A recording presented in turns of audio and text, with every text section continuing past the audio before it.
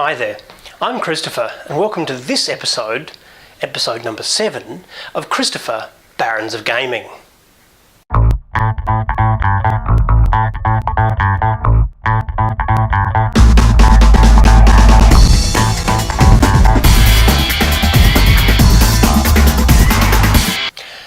On this episode, I'm going to be talking about Beyond Two Souls, Thief, South Park, The Stick of Truth, Infamous Second Son, Knack and Clear Vision number 3.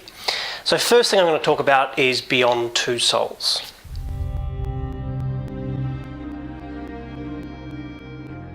What's going on, Nathan? This is Ryan Clayton from the CIA. The agency wants you to join their military school program at Camp Perry. You have to go with them, Jody. Today. Come on, Holmes, keep up!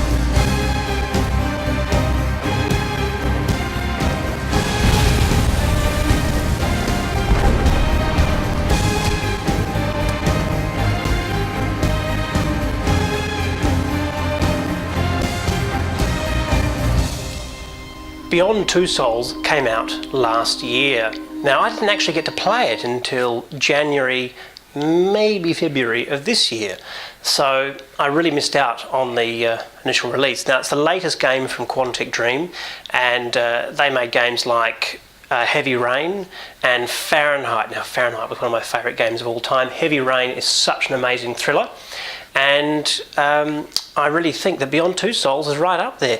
As a movie game, it is absolutely brilliant. Now, I would have actually, this would have contended my game of the year if I'd played it last year. It must just blew me away. Now, I'm not going to go into too much details because I really don't want to give anything away from this game, because it really is one of the most exciting, thrilling and well-made games I've ever played. It has an amazing cast of real people playing themselves. The motion capture is absolutely just brilliant, and overall this game is just sensational. It is rated R though, and it really does have some things in it which really could be disturbing for younger people if they play it, because they really shouldn't and they're not allowed to, but they really shouldn't. This game has things in it which to do with supernatural, which can be really scary, but also it has one thing in it which I did find a bit controversial, which was beating up children. Now, obviously you play a child at the time, and you're not actually doing it yourself, there is somebody else doing it, but you're controlling that somebody else, and it's a bit of contention there. But anyway, this is such a good game and it's definitely worth playing.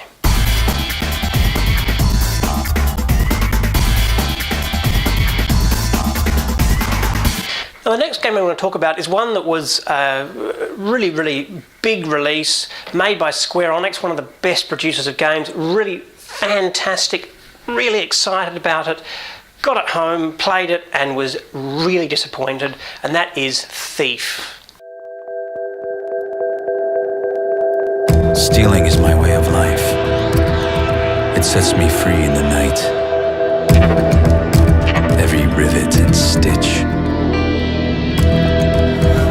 lets me find what I most desire. The cloth that hides me, the tools that arm me, all lead to that priceless moment. You may think you caught me, but think again, because when I want something, I always get it. I am Garrett.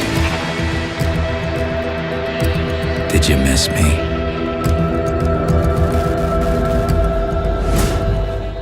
I found that the big thing that Thief was missing was the fact that you really can't kill anybody. Now that could be a good thing, it could be a really, really good thing, but just found that it made it just disappointing, really. Now I found that this game is very similar to Dishonored, except Dishonored is a much, much better game.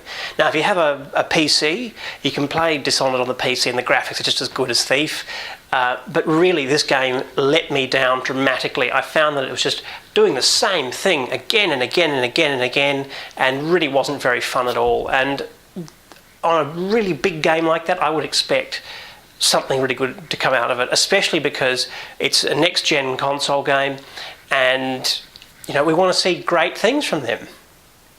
So I really have to say that, look, if you're going to wait for the price to go down a bit before you buy this, because it really, for me, I was really disappointed, and I'm afraid to say, just not happy at all.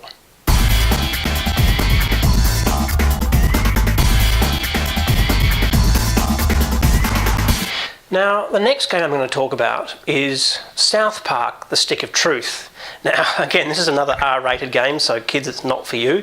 It is hilarious, if you're a South Park fan, that is. Now, I'm quite a big South Park fan, have been right from the beginning. And I have to say that in Series 17, there are 3 episodes that are a takeoff of Game of Thrones that build up to a point which is this game. The Stick of Truth has been stolen. They took Princess Keene. Don't let them rape Princess Keene! He's a new kid? New kid. New kid. The new kid has a power we have yet to understand.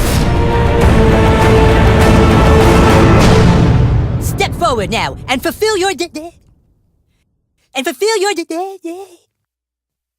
day.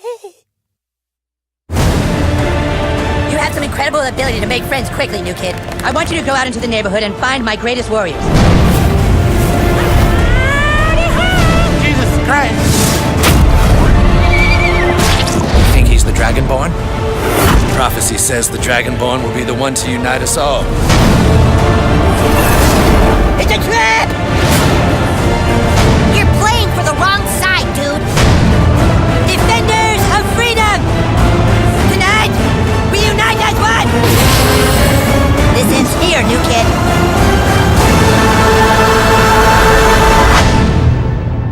Yeah, it's a pain, but this is the kind of stuff you put up with living in a remote little mountain town. At least we don't have to deal with traffic. Your day. Your day, baby. Step forward now and fulfill your...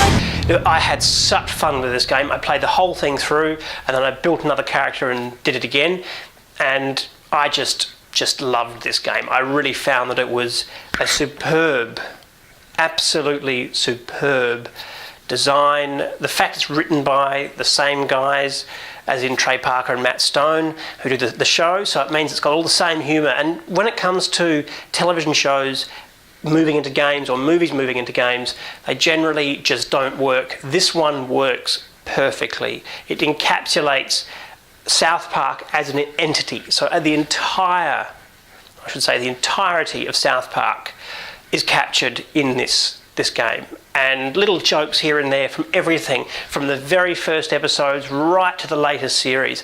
And I just find that brilliant. I had such a good time. Now, I do have to say there is some controversy with this game, though, because there are 7 scenes that have been edited out. Now, that's for the Australian and European audience. They did do a bit of a funny take to it, which you can see here.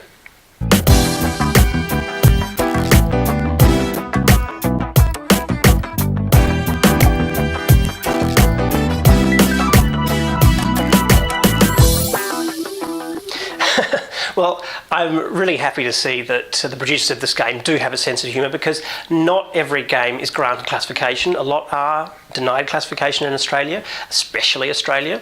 But this game did have a few things in it which were to do with anal probing, and you had to control that. Also to do with abortions as well, which you had to control. And I can understand why these scenes were taken out, but at the same time I think it really should have been left up to the game, and maybe have a switch that you can turn off at the beginning which takes it out, like in Call of Duty Modern Warfare 2. But nonetheless, this game is absolutely excellent. It really does encapsulate the whole of the RPG. In fact, I'm going to say JRPG because it is a turn-based game, and I've also got to say that generally I don't really like turn-based games, but I really, really like the way this one was set out. And I think it's the sense of humour. I really do. It's brilliant. And especially Canada. I mean, Canada's a great place, but obviously we know that South Park make fun of Canada. And I just love the fact that it goes back to the old sort of 8-bit graphics and all that sort of thing for Canada. Absolutely brilliant idea and really encapsulates that whole vision of South Park. This is a must-play for anybody who likes the series.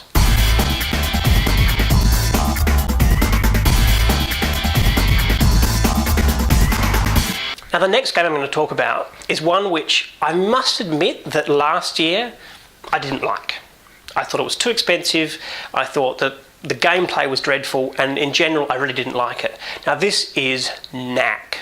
Now, it went on special on the PlayStation Store. I got it for less than $50, and I played through it, and I've played through, nearly finished it. I haven't quite finished it yet, and I actually started to quite enjoy it. And if you can get past the boring monotony of repeating yourself again and again and again and again, it's not actually too bad. And if you can ignore the storyline, ignore a lot of stuff, it actually isn't too bad. And especially for a younger audience, I can really see that it could be a really good game. So I have to repeal what I said last year about it, because I really do think that it is better than I thought. It's good to see a PlayStation 4 game exclusive that is not too bad. But in saying that, for what the hardware is on the PlayStation 4, I'd really like to see better graphics, better gameplay.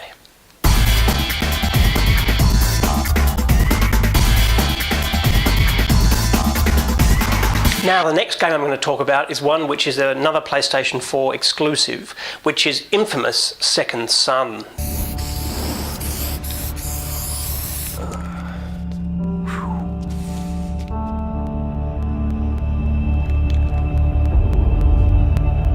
You have any idea how embarrassing it is for me to keep arresting my own brother over and over again? Maybe you should stop arresting your brother over and over and over again. You think this is a joke? No, I don't. Is this how you want to leave your mark on the world, huh?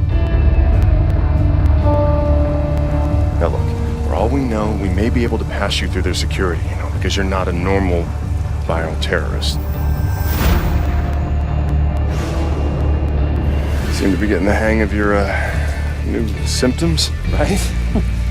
Of course, the only downside being that, nope, can't think of anything. This is pretty freaking awesome.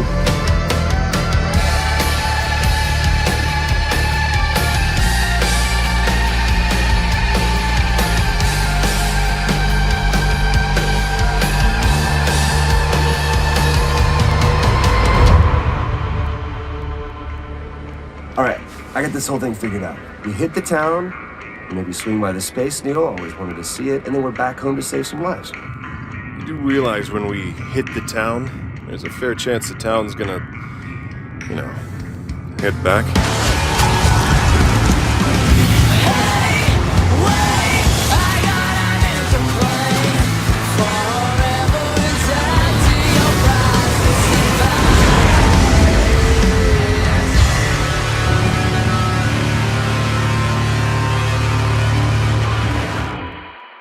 Now, I am playing this game right at the moment. I really, really, really am enjoying it. I think the concept is really good. The graphics are just sensational. The gameplay is really good. It has that usual sort of modern game banter, which is not too bad. And overall, this game is a really must-play for a wider audience. Now, the thing that sets it apart from other games is the fact that you don't use any weapons. You only use yourself. So you have powers as a conduit. You have powers, and you can do all these sorts of different things with those powers, but at no time do you ever actually pick up a weapon. And so because of that, this game is only rated M. So essentially, anybody can play it with supervision. And that really opens up for a really great audience. And look, I think that this is a must-play for everyone who likes this sort of third-person action game. I mean, it's basically... It made me think of X-Men, really. Sort of X-Men and that whole sort of superhero genre sort of thing. So people have different powers as a conduit, from being able to take over televisions, to being able to control neon lights, to being able to control smoke and fire, etc., etc., etc. And it sort of really reminded me of especially the X-Men movies, where you've got younger people only discovering what their mutation or power is right now. And I really like that idea, and overall so far this game for me is really, really good, and I've put a good 12 hours into it so far, and I don't think I'm anywhere near finishing it yet, which is good to see, because you want to be able to have a game like this, especially a next-gen console game exclusive to PlayStation 4, which should be able to last for at least 20 hours. Because you've got to pay for it. Now, I must admit that I did find this game was actually cheaper on the PlayStation Network than it was in stores. So definitely shop around when you look for this one.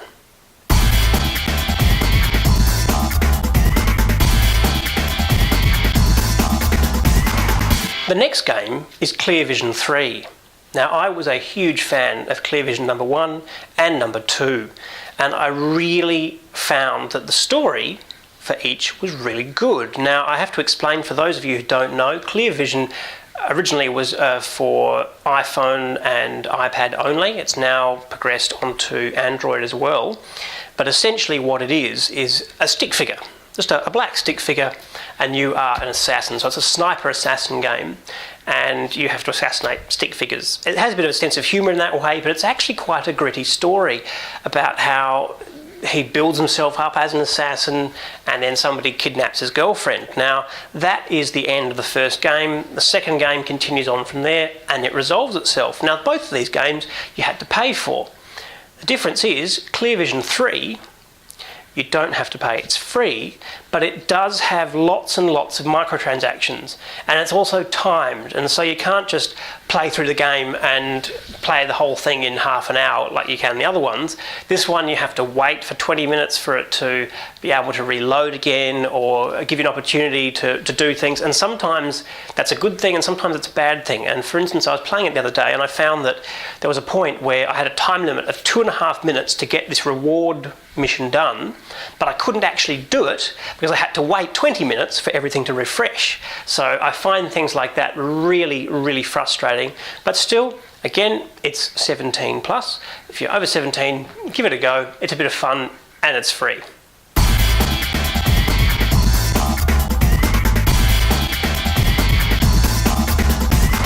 Today's big news is from EA. Now, they have just announced that SimCity 5, now if you remember that John and I did a special on SimCity 5 last year, is going to be taken offline. So there's going to be an offline mode for single player only. Now this is just fantastic. It's only taken nearly a year, but isn't it just absolutely fantastic? Because one of the biggest issues with this game was that if you wanted to play it by yourself, you couldn't because the servers were down. And our EA servers are renowned for not working. Obviously there are a lot of people on them, so sometimes we can forgive that, but this was a major, major problem for SimCity 5, and I am so happy to see this. And I received my email today, and thank you very much, EA. And I think it's just brilliant. It's a bit late, but I think it's brilliant. So that's all from me for this episode. Now, if you'd like to, please follow me on Instagram, which is Christopher Barons of Gaming, and also the podcast on iTunes. All you have to do is look up Barons of Gaming. I know it's been a really long time since John and I have recorded one. There are reasons for that, and it just basically is we are really, really, really busy and just have not had the opportunity to do it. Now, obviously, he works and I work, and when he's free, I'm not free, so that's the way it works. But by all means, follow the podcast on iTunes, and as I said, Instagram, and also Facebook, which is Facebook.com/Barons of Gaming. But until next time, keep on gaming.